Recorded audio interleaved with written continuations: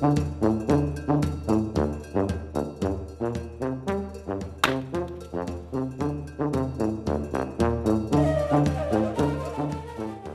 doar 7 km de unul dintre cele mai aglomerate centre urbane ale României, Iașul, ți se așterne la picioare un colț de natură, uitat parcă de vremuri, dar copleșit de frumusețe și liniște. Un sat atestat documentar acum mai bine de 500 de ani, care s-a ridicat și dăinuie în jurul unui majestuos lac de baraj. Farmecul de la Ciurbești este întregit de firescul oamenilor pentru care tradițiile păstrate din străbuni sunt tot atâtea motive să revină acasă, indiferent pe unde i-a purtat viața. Haide, bade, Adrian! Hai cu scripa și ne faci nouă o cântare, hai! Bine ai venit! Bine ai venit! Ne mai încălzăm și noi alea, hoții. Frunză verde de trifoi, verde de trifoi, frunză verde de trifoi, verde de trifoi, ce frumos e șezătoare la Ciurbești la noi, ce frumos e șezătoare la Ciurbești la noi.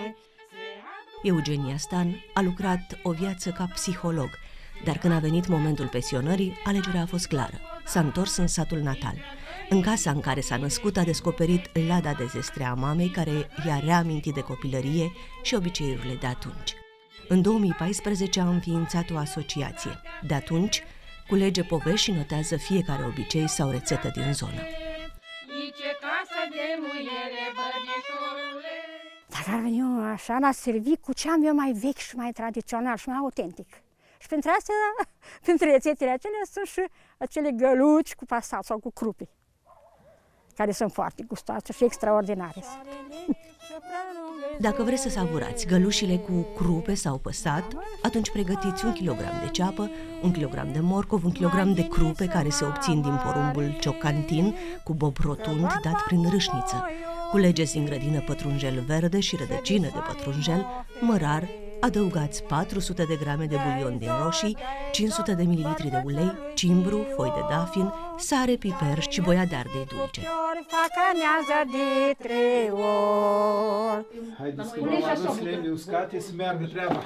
Dar cum le tăiet acum, te pomești? Da cum? Vai, ce bine!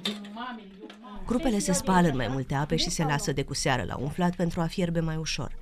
Ceapa se taie mărunt, se undește în ulei, peste care se pun morcovii dați prin răsătoare, crupele, verdețurile și toate condimentele.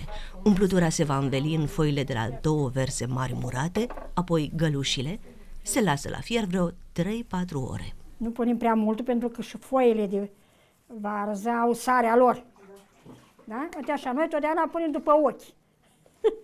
Lucrurile astea, nu ne așa și după gust, le gustăm. Noi nu punem alte arome decât aromele noastre din grădină, care sunt foarte bune. Dar ce frumos miroase! Pui! Mai tem bune bulion. Ia uite, ușoara de boia de ardei dulce, când îmi place să fie mai roșie la culoare, da? Așa, el începe să se umfle. Pentru că pasatul ăsta fierbe mult mai greu decât orezul. Mult mai greu. Pentru a se lega sarmalele mai bine, punem făină de păpușoi. Pentru o legătură mai bună și sigură. Doamne ajută, noi ne apucăm de făcut găluși.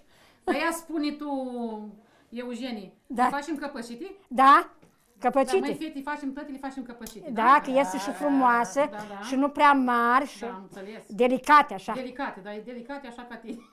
Nu ca mine. Nu știu. Uite, a făcut Silvia, a făcut una așa ca tine. După frunză, după frunză a făcut-o. Da, dar nu le facem după frunză, Silvie. E bun așa, aia să o mănânc eu. Să știi că mâncarea se cunoaște și după miros. Nu? Da, mai ales asta de post, neapărat trebuie să aibă gust și miros frumos. Aici pregătim oala unde să punem gălucile.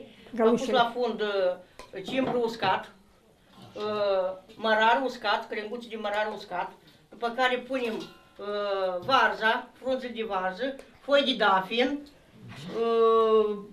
piper, boabe și punem sărmăluțele la fiert. Dar le numărăm, nu? Da. Că trebuie să le numere dacă le faci pentru o petrești, trebuie să știi. Foaie verde, arțăraș, are badea 8 cămași, la la la la la la. are badea 8 cămași, la. 3 sunt rupte, 4 sparte, 3 sunt rupte, 4 sparte, una nu se ține în spate, tra-la-la-la-la-la, una nu se ține în spate, tra-la-la-la. Și când sunt gata, o să mâncăm cu poftă.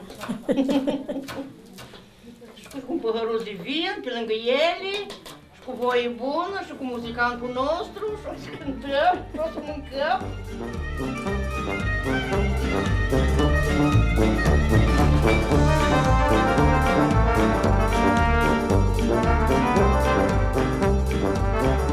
După ce o puriți sarmale la fel, Le acoperim și le lăsăm aici și noi putem merge să ne vedem și de altele.